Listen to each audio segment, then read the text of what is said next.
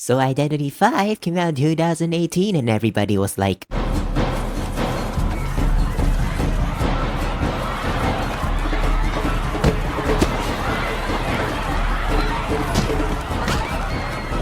Mom, can you pick me up? I'm scared.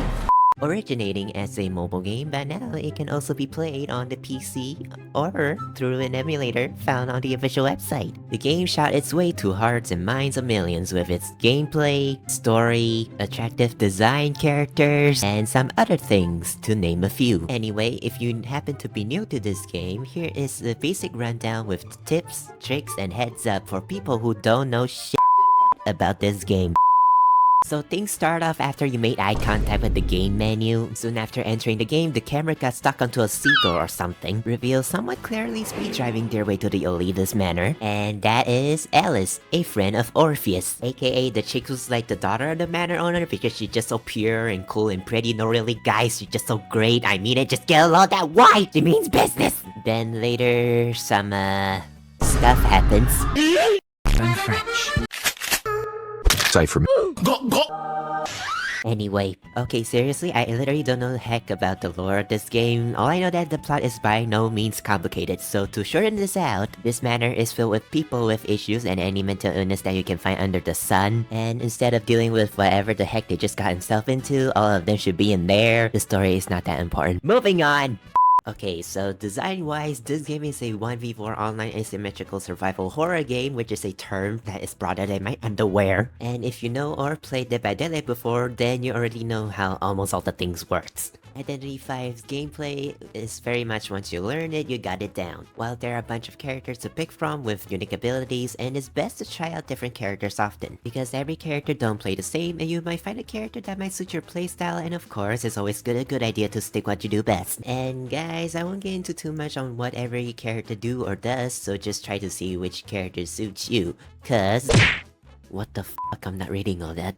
While there's a tutorial and in-game video guides, it does its job, it's fine. But if you're just starting out as a survivor and have no idea which persona trait to use, then you can use these if you are starting the game as a kiter or a decoder role. And if you are playing this guy, then I recommend this, cause he takes so long to heal up. As for rescuers in general, you can use these builds. Flywheel is also good, but it's very hard to time as a beginner, but if you feel like trying it, this build will suffice. Okay, I just want to say this cause every survivor needed this to equip on every persona builds that they have, and that is borrow time and exit path. Because yes. Okay, as for hunters, I don't really have much to say because it really depends on who your main is and who you're up against. But detention is like a must for all hunters, and I know you got it equipped, let's be real. Insolence is good too if you have trouble downing your first survivor you chase. And trump card is very good if you are trying to secure a win. And confined space is good for blocking looping areas, which can be helpful if you don't want the survivor to use it to their advantage.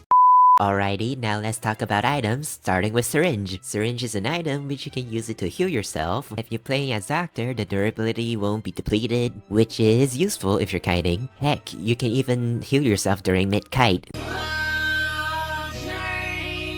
Map can help you locate where Hunter and other survivors on the map, and also locate ciphers that is not decoded and cipher that is above the 50% progress that is highlighted in blue. Flashlight can be used to stun a hunter or use it to disable their abilities for a few seconds just by shining towards them, which is good for kiting or supporting your teammate while they're kiting. Once they're stunned, they will let out a pure toolbox can be used to dismantle chairs, and that's basically it. But if you play as Gardener while dismantle the chair, it won't deplete the item, and also the survivor will stay 10% longer than usual on the chair that she broke. Magic Wand is pretty useful for blocking a hit or block off tight doorway to slow down the hunter. But if you play as other characters, something like this can happen. Fantasy Book is good for hiding in high bushes, and it's also good for not getting detected by peepers while using it. This also goes for Helen Burso copy and puppets while they're out roaming around as well. Okay, you like guns? Well good, cause when you get this item, allows you to bang bang and pew pew stun the hunter whenever, including grandmas and grandpas. I don't need to explain how shooting works. Once the hunter is near you, you should already given the option to shoot the hunter on sight and press the button and... Elbow pads is good at making distance between you and the hunter so you can dash out or into trouble. Okay, perfume is useful in various situations, so listen up.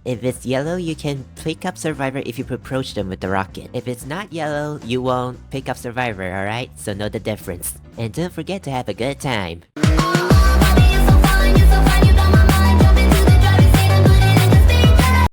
Out of an item? Don't worry, go to a chest and find a new one. Know where they are, cause they don't change. Okay, when you are decoding and hitting calibration just fine, then why the heck are you wasting your points on Macalite, you dingus? Choices. When a season is ending, it'll tell you that the Logic Path rewards will be replaced with new ones once the new season starts. So, chop chop, grind those dices. There's also other game modes like Duo Hunter, which is total chaos, and if you like chaos, then this is made for you, I guess. There's also Blackjack, where you need to reach 21 points in order to win, and if you go above 21 points, you lose. Alright, moving on. There's also Tarot, if you really hate yourself. There's also Chasing Shadow, which is kind of like Mario Kart. There's Frenzy Rhapsody, which is like Dodgeball, and that's kind of it. And Hide and Seek is just Prop Hunt, and that's it. And Copycat mode is basically just... Hey, wanna torture yourself some more in this game? Try solo ranking as Survivor. Don't worry, if you find yourself crying, it means you're winning. Okay, if you're a lore person, then I recommend checking the Inference story. Here's where the game offers you some guides on what have happened, and I recommend reading through all this so you have all your bases covered so there's no confusion. And on the third day, God created the Remington bolt action rifle.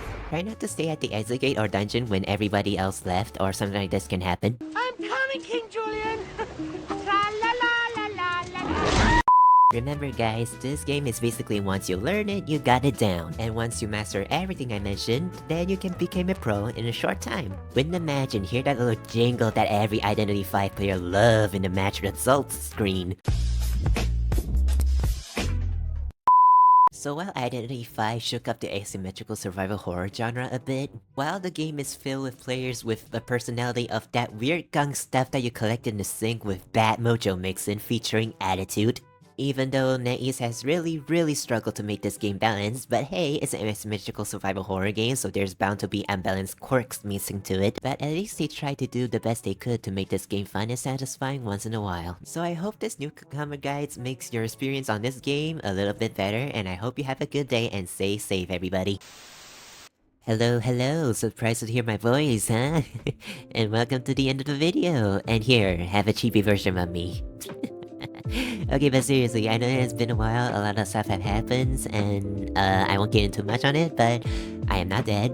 Very alive, y'all. And like, I had this video planned back in 2019, and wow. Time stopped being real for a long time.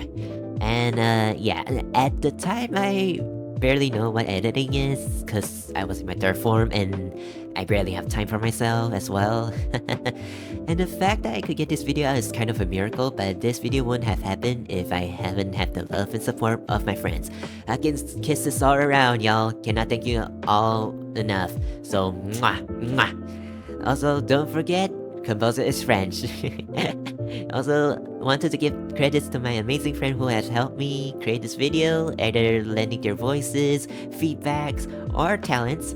So yeah, that's kind of it. So let me know if you want more stuff like this in the comments, because I do have something like this planned on other games I play. Well, I enjoy play, I mean, and I will check the comments here often, or I will make a community post or something like that. So yeah, alright, video's over. Shoo. Toodles.